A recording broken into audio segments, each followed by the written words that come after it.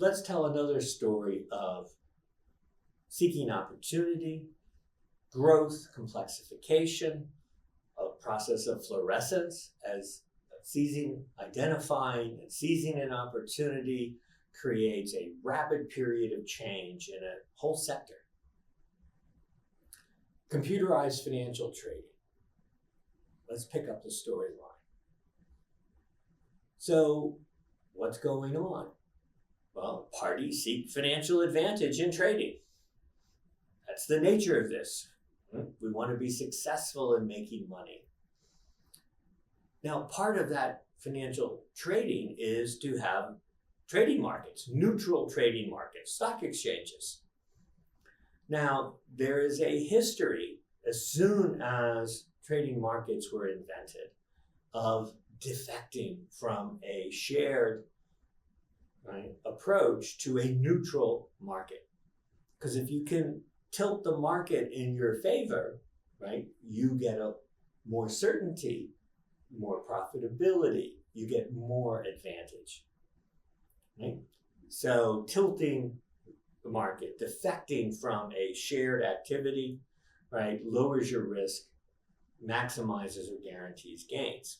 Among those are behaviors called front running. If I can get some information in advance about how you're going to trade or the quantities you're going to trade, I can step in between, and use that information to get a slice, And if there's enough trading, that slice can be substantial. So what do we invent?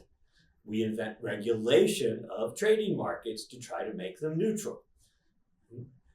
This blocks defecting so that it is a fair market, so that the market is acting as a distributed, dynamic, computational mechanism, is constantly redefining what's a fair price between buyers and sellers of different securities. So what changes? Computerization. What effects does that have? All of a sudden, what's a stock exchange?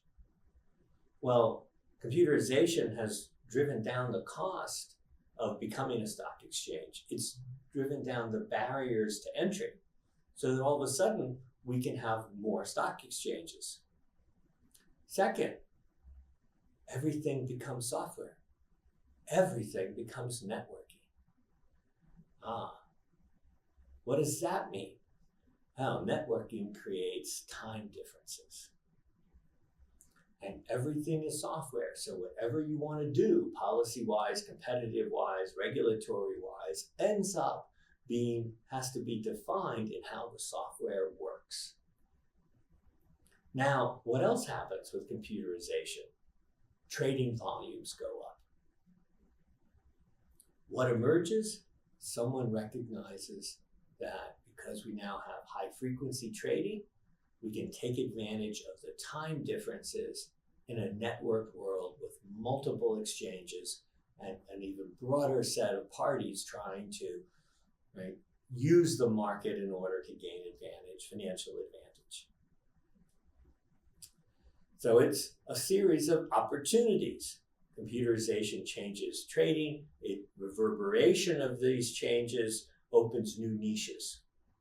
For most, the old system persists just in a computerized form. We see this all the time as computerization comes in and takes over and dominates a new sector relative to the past. Most parties think we're still doing the old system, only with a new clothes on it, so to speak. But for a few, they start to realize it's actually a new system, and it has new opportunities embedded in it. So pursuit of advantage can play out by recognizing how this new capability provides new paths to seek advantage, increase gains, and minimize risk. In the case of high-frequency trading, it becomes the search for slivers of speed. If I can be a little bit faster than others because of these network timing disparities, I have an information gain. I can act in between the ability to formulate a trade and execute a trade, and I can use that information and that time gap to get advantage for my own goals. So if you gain a sliver of speed, you've got an advantage. It's a form of front running and some other behaviors that were once considered defecting, right? Cheating, rigging the market. I can jump and see ahead of large trades to gain a small price advantage that accumulates with large volume, so I get larger gains with minimum risk. Wow, what a niche to open up. But it requires large investments in order to get a speed advantage. It requires using those investments to do things that seem very odd. It completely changes the trade-off for constructing the network between different geographic locations. It affects how you place servers as a trading relative to the market computers. All of these things are different. In other words, the trade space, the configuration of prioritizing how to make trade-offs in this multidimensional trade space changes. And they start to see operating in a new place gives us this kind of advantage, minimizing risk, increasing potential gains. In this process, what happens is new roles emerge. Now, most are unaware of the change, and they expect traditional trading behavior for their role. But because of the change, as parties gain this speed advantage and get results from it, anomalies emerge. Then the markets don't behave like they used to. This puzzling trading behavior, people should notice. But wait a minute, they're busy. They have their own priorities. They have their own pressures for their role at their institution in the financial world. They may notice anomalies, but they're busy to meet their organization's goals, to meet their roles goals, to meet the financial advantage that they seek for themselves and their career growth. So it becomes easy for most parties to simply continue their activities as before, despite these puzzling anomalies. They're unaware of the emergence of new players, dark pools. They're unaware of how speed advantages are changing trading. Right? They're unaware of the new forms of front running and related mechanisms of the speed advantage. But one party, right, decides to track down the anomalies and generate an effective explanation for this atypical, unexpected behavior. Brad, in our story, relentlessly pursues explanations for the anomalies.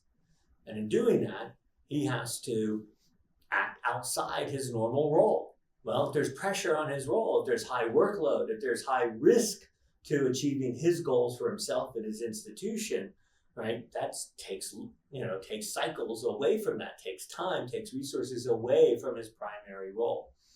He searches for explanations. But the people developing the new niches, they don't broadcast to the world that they have an advantage. Hey, look what I figured out. Look how good this is. No, they hide it. Right? Brad ends up in his seeking behavior building a kind of oddball, diverse team of different backgrounds, trying to uncover this new niche and how it works. He discovers eventually dark pools. He discovers the new forms of front running. He discovers how that is slicing profitability off other traders, how it's tilting the trading market in the favor of some trading parties to the detriment of others. Now, what's the response? Well, now Brad can do something, and his team can do something to try to restore neutrality to trading markets on the assumption that others want neutral, on the assumption that those seeking advantage will be defanged, and that things can restore neutral trading. We can restore the world.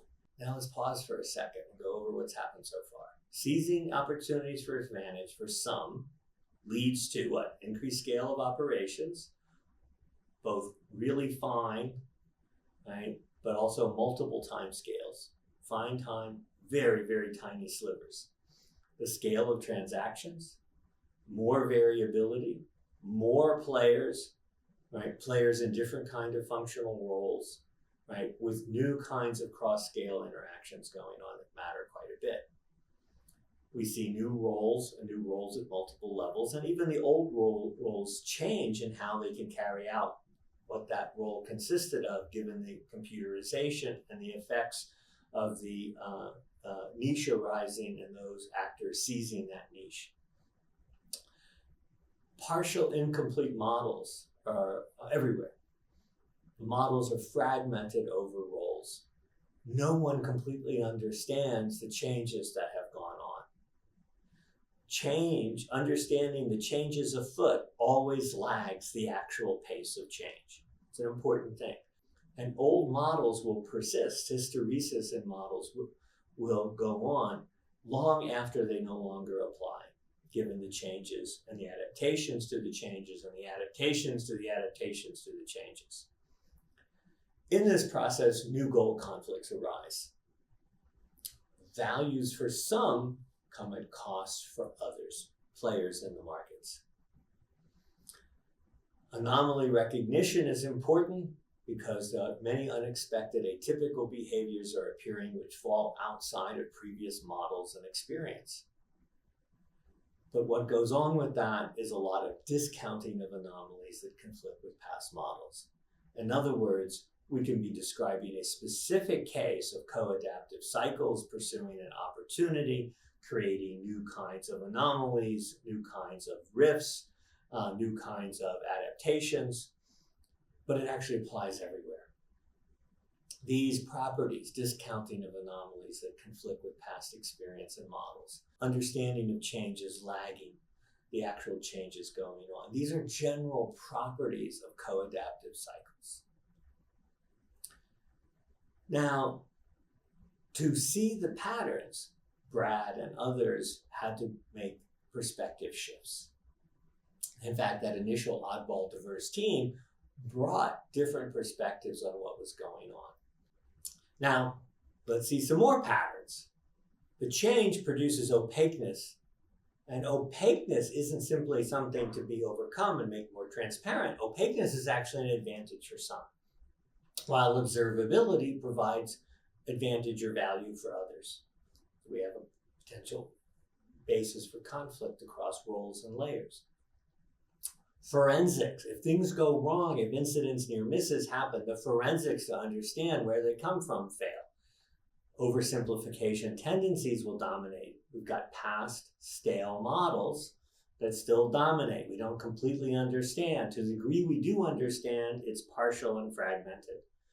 So it's easy to attribute anomalies to a single action when it's the result of interactions, right, in an interdependent and layered distributed network.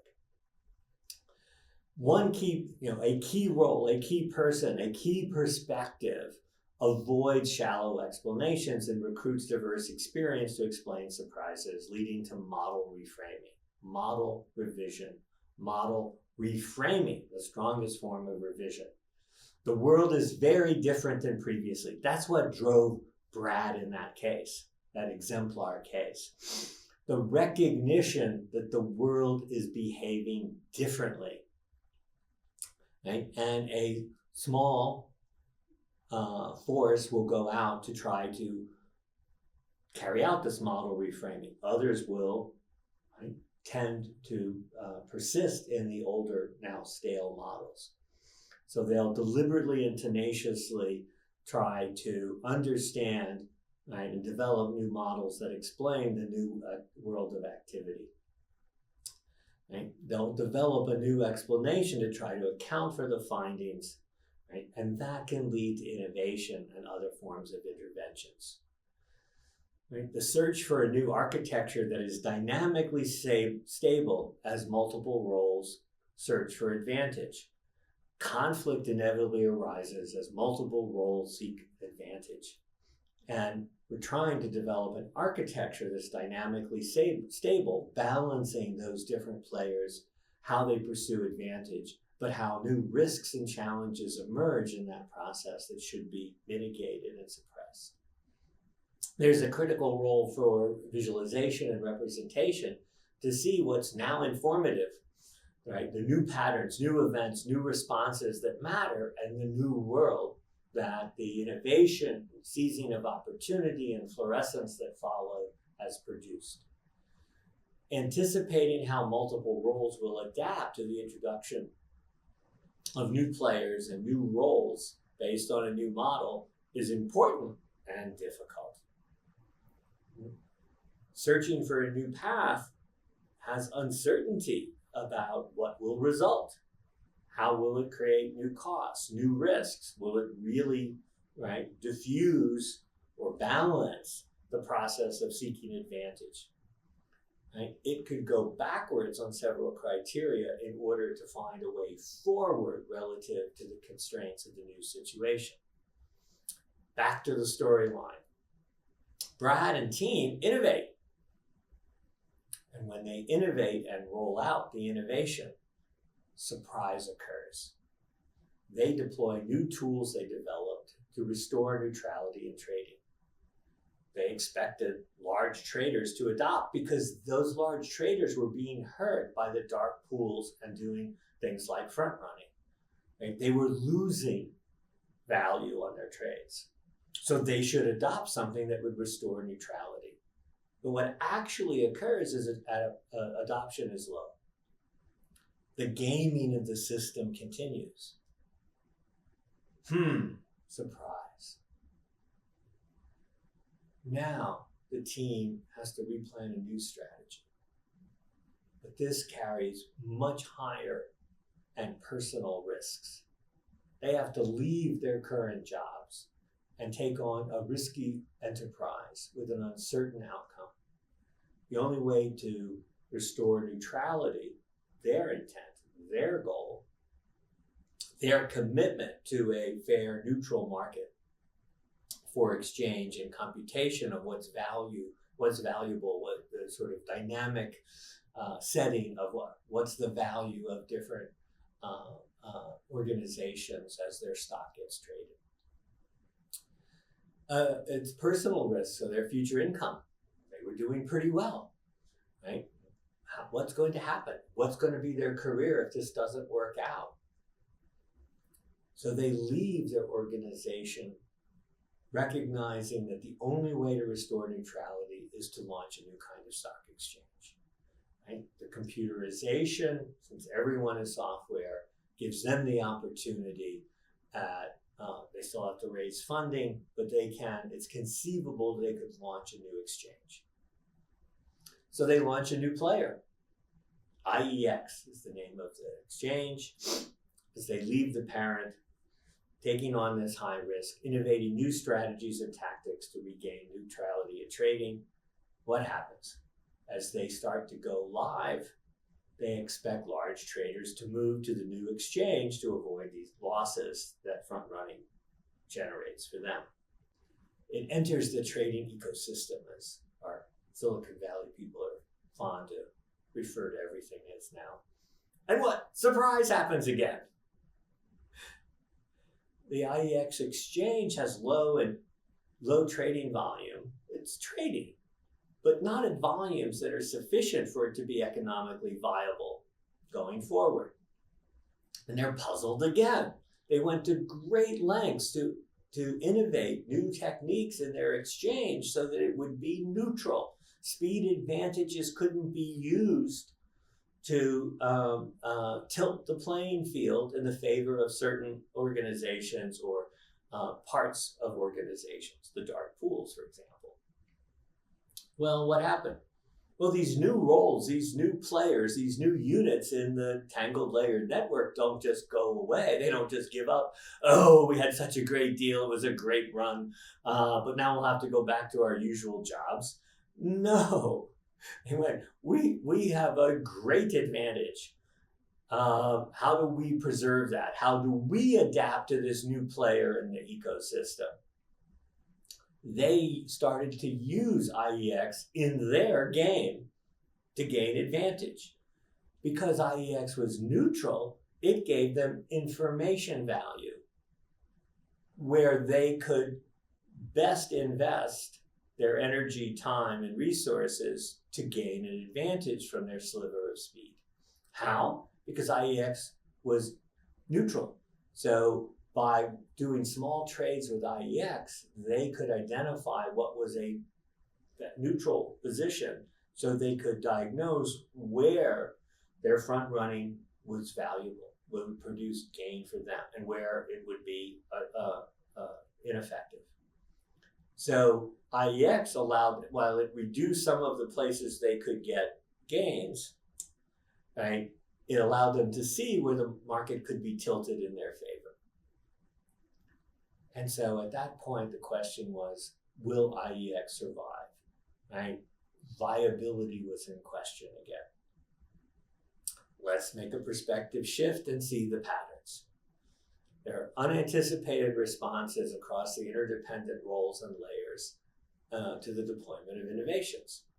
Stalls occur and recur as other roles adapt to preserve previously gained advantages.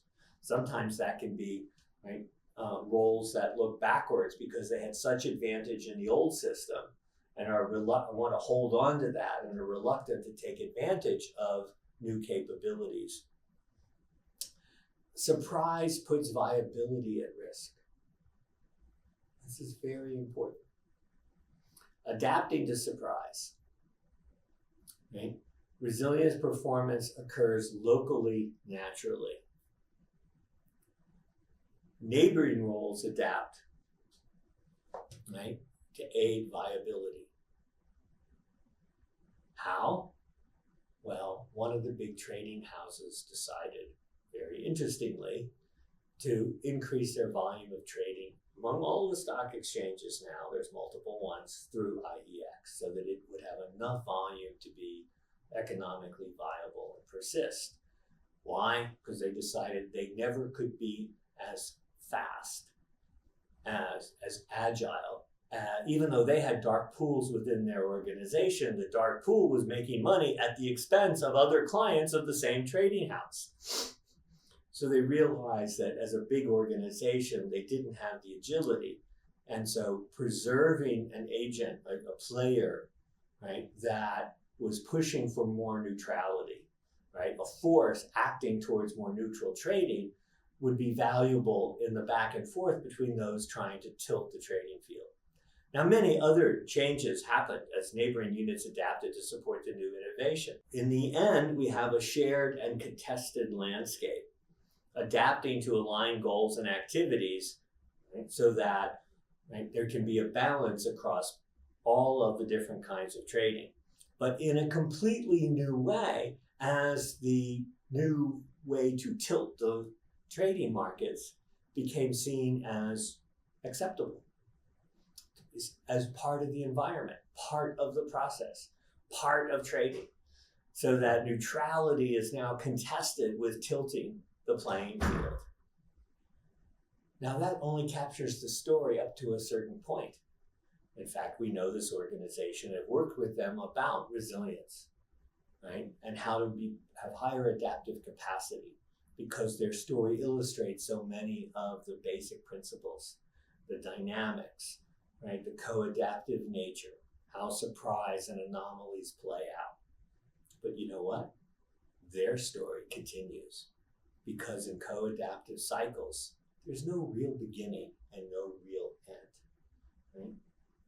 Each cycle of adaptation and co-adaptation, introduction of new capabilities, recognition of new challenges that we are under-adapted and maladapted to, produces more adaptation at some pace, at some tempo, and often at multiple tempos across the layers and players. And so at any point, we are pulling out a narrative line to capture some of these cycles, but the story keeps going of adaptation, co-adaptation, challenge, surprise, opportunity, forever.